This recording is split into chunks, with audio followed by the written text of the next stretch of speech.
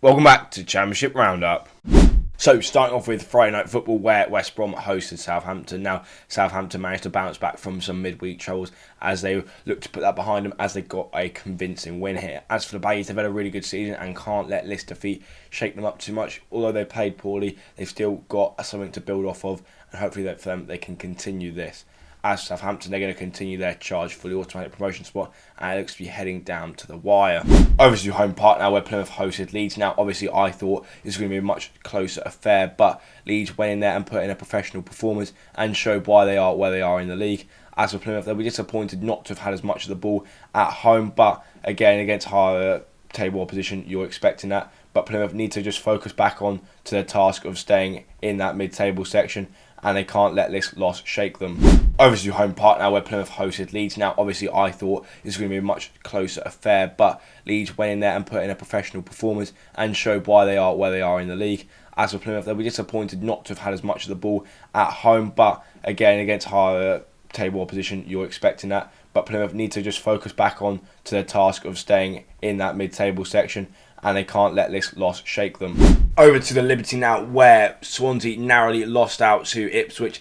Ipswich will be very disappointed with their overall performance. They'll take the 3 points, obviously, back to Portman Road, but I think Swansea are going to be aggrieved that they didn't get anything out of this game, considering they were, on par with Ipswich, which was a very surprising outcome, considering how far up the league Ipswich are and how far down Swansea are. I can't really say off the stats which side deserves it more. I think a draw would be a fair result here.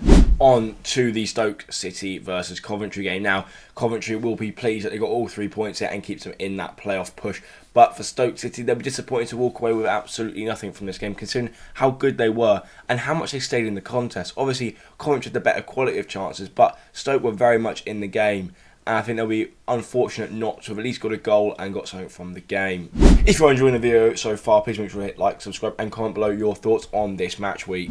On to the New York Stadium, where Rotherham took on Watford. Now, as I suspected, this game was very close, and if anything, Rotherham can feel hard done by here as they were the better side on the day. But as ever in these matches, if you take your chances, you are more than likely to win the game, and that's exactly what Watford did. They took the chance that they got and ended up winning the game 1-0. And like I say, Rotherham, they need to start picking up some points if they want to survive in this division. But letting go of chance like this is not going to help their cause. As for Watford, they can take 3 points, but they need to improve for next week.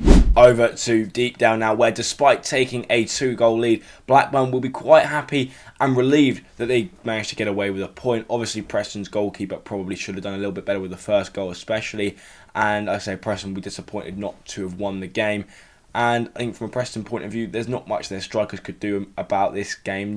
They had 8 shots, they took 2 of them. I think you can't really complain too much. Like I say, from a Blackburn perspective, they'd be disappointed to throw away that 2-goal lead, but in the end of the game, I think they'll take a point. Over to Carrow Road now, where Norwich made light work of Cardiff after an early little scare when Cardiff, against the run of play, went 1-0 up. I think Cardiff City's goalkeeper will be slightly disappointed with a couple of goals he let in, especially the first 2. But Norwich, make no mistake, they were the better side and definitely deserved all 3 points here. And I think they're going to take massive confidence in this going into the next few games. As for Cardiff, they've got to make sure they improve on the next time and don't let their heads drop. Over to Leicester versus Middlesbrough, where I got this one wrong massively. I thought Leicester were going to absolutely dominate Middlesbrough. And to be fair, over the stats, they did. They just couldn't get those all-important goals. And Middlesbrough took their chances and went away with all 3 points.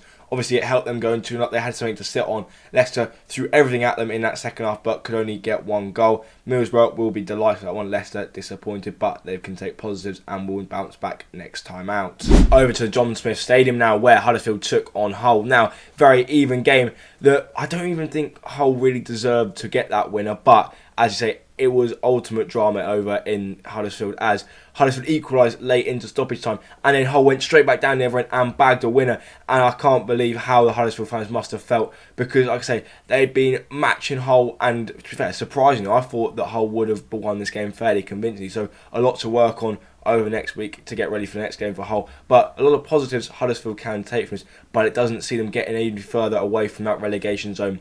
And with other teams like QPR starting to win around them, the pressure is really building. But like I say, a lot of positives Huddersfield can take from the game. Hull obviously going to be delighted with the result, but need to work on things in time for next time out. Now on to Ashton Gate, and QPR at this rate are going to stay up. They went toe-to-toe with Bristol City, got that goal and won the game. And you can't even look at the stats and go, well, they sat in and da da da. Bristol City were completely outmatched against QPR. And after what they did in midweek against Hampton, this should have been a walk in the park for them. But QPR, they turned up, they played their football, and they got the result. They're going to take 3 points back down to London and be very pleased. They are looking like they're going to stay up, especially in the form that they're in compared to others around them.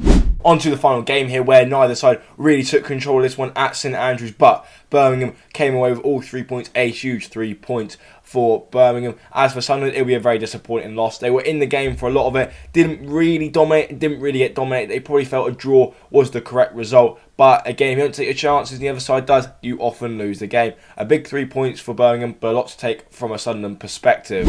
So that just about rounds us up here. Like I say, if you did enjoy, like, subscribe, do all that good stuff. But I will see you in the next one.